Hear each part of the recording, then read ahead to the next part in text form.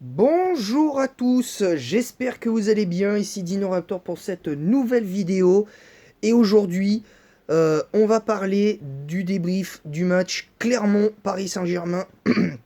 Victoire 5-0 du Paris Saint-Germain avec la manière et avec quelques surprises.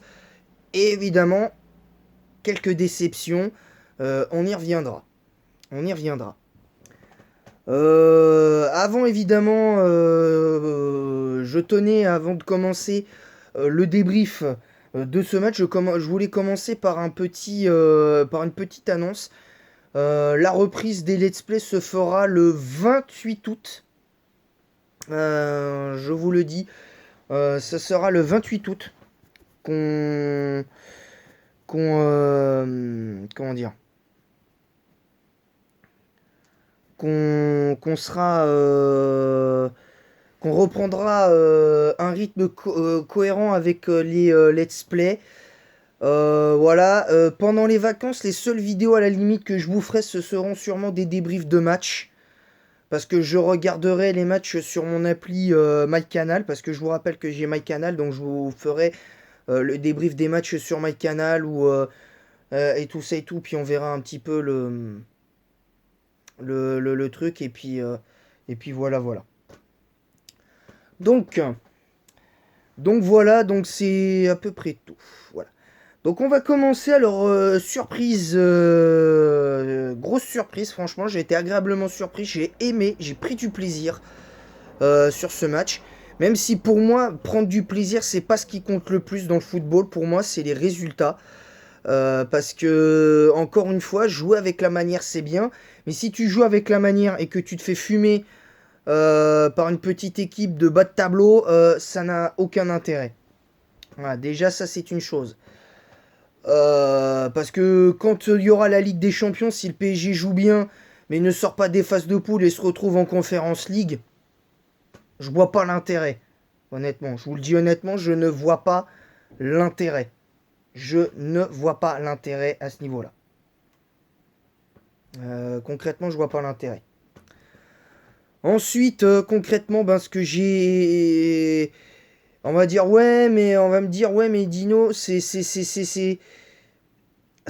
euh, c'est, euh, c'est que Clermont, faut pas s'enflammer, et vous auriez raison, quelque part. Mais le problème, c'est que je pense de plus en plus que ne pas s'enflammer est une erreur, finalement, parce que du coup, ça ne te permet pas d'être s'enflammer. Je pense qu'il faut pas non plus être dans la surenchère en s'enflammant.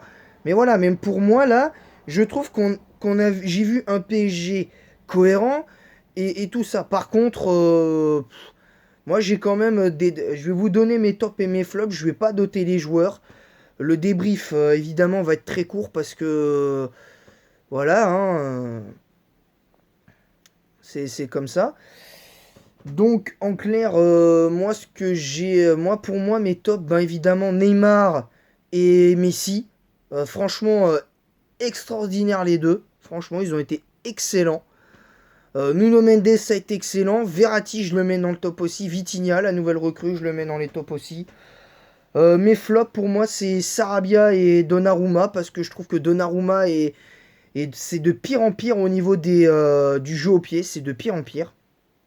Et un gardien se doit d'être complet dans son jeu, que ce soit sur les sorties aériennes ou le jeu au pied, il doit être complet. Un gardien doit être complet. Voilà. J'ai rien de plus à dire. Ensuite, concernant l'autre flop pour moi, c'est Sarabia, parce que je trouve que Sarabia a été en dessous, a été un petit peu en retrait. Et je le mets dans les flops quand même, parce que il a pas fait un si mauvais match que ça, mais je l'ai trouvé en retrait. Je l'ai trouvé en retrait. Voilà.